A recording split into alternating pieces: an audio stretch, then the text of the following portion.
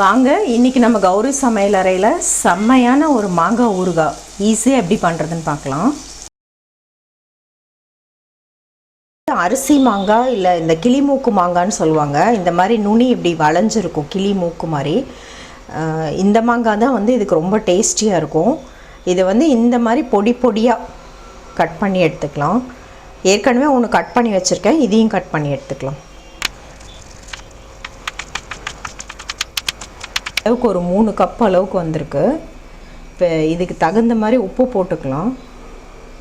கல் உப்பு போடுறேன்.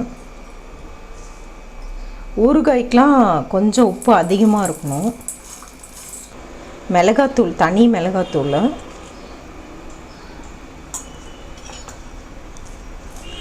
2 டீஸ்பூன் போட்டிருக்கேன். கலந்து பார்த்துட்டு கலரை பார்த்துட்டு நான் இன்னும் 1 டீஸ்பூன் எக்ஸ்ட்ரா போடுறேன். இது உங்கள் காரத்துக்கு தகுந்த மாதிரி அட்ஜஸ்ட் பண்ணிக்கலாம். நம்ம அடுப்பில் வச்சுட்டு அது வெந்ததுக்கப்புறம் டேஸ்ட் பண்ணி பார்த்துட்டு கூட கொஞ்சம் பத்தலைன்னா அடிஷ்னலாக உப்பு மிளகாத்தூள் ஆட் பண்ணிக்கலாம்.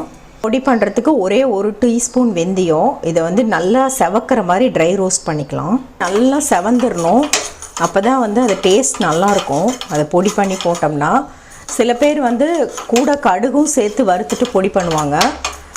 உங்களுக்கு அப்படி பிடிக்கும்னா இதோடு சேர்த்து ஒரு 1/2 ஸ்பூன் கடுகும் சேர்த்து ட்ரை ரோஸ்ட் பண்ணிக்கலாம். இந்த மாதிரி நல்லா செவந்துடணும். இதை நல்லா பொடி பண்ணி எடுத்துக்கலாம். வெந்தயத்தை பவுட்ரு பண்ணிக்கலாம்.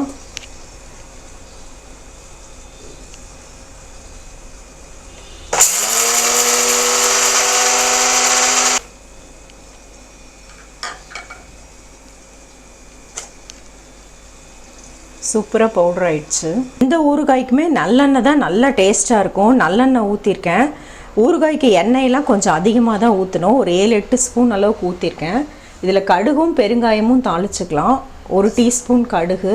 அடுப்பு ஸ்லோவில் வச்சுக்கலாம். கடுகு பொரிஞ்சு வரும்போது 1/4 டீஸ்பூன் பெருங்காயம். அதுவும் பொரியும் போது இந்த நம்ம உப்பு மிளகாத்தூள் போட்டு பெரட்டி வச்ச மாங்காய்.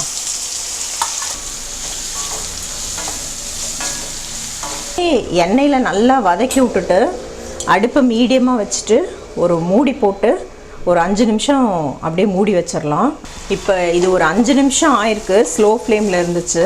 கலரிட்டு டேஸ்ட் பார்த்துக்கலாம். உப்பு காரம்லாம் சரியாக இருக்கான்னு. இன்னும் கொஞ்சம் உப்பு ஆட் பண்ணுறேன்.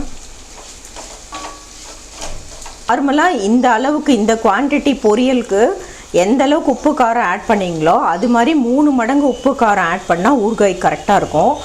இன்னும் கொஞ்சம் அதிகமாக சாப்பிடுவீங்கன்னா 4 மடங்கு கூட ஆட் பண்ணலாம். மறுபடியும் இன்னொரு 5 நிமிஷம் மூடி வச்சிடலாம். சாஃப்டாகிடுச்சு மாங்காய்லாம். இப்போ இந்த வறுத்து பொடி பண்ண வெந்தயத்தை போட்டுக்கலாம். இன்னும் கொஞ்சம் நல்லெண்ணெய் ஆட் பண்ணிக்கலாம். அப்படியே திறந்தே ஒரு 2 நிமிஷம் மட்டும் ஸ்லோ ஃப்ளேமில் இருக்கட்டும். நிமிஷத்தில் இந்த மாதிரி தலை எண்ணெயெல்லாம் பிரிஞ்சு வரும்போது ஆஃப் பண்ணிக்கலாம். இது செம டெம்ப்டிங்கான இந்த மாங்காய் ஊறுகாய் ரொம்ப சிம்பிளாக ரெடி ஆயிடுச்சு. இதை நீங்கள் வெளியே வச்சுக்கிட்டிங்கன்னா ஒரு 4-5 நாளைக்கு நல்லாயிருக்கும். ஃப்ரிட்ஜில் வச்சுக்கிட்டிங்கன்னா 2 வாரத்துக்கு வச்சுக்கலாம். இந்த மாங்காய் சீசனுக்கு கண்டிப்பாக இந்த மாங்காய் ஊறுகாய் ட்ரை பண்ணி பாருங்கள். எப்படி இருக்குன்னு உங்கள் ஃபீட்பேக்ஸ் கமெண்ட் ஷேர் பண்ணிக்கோங்க.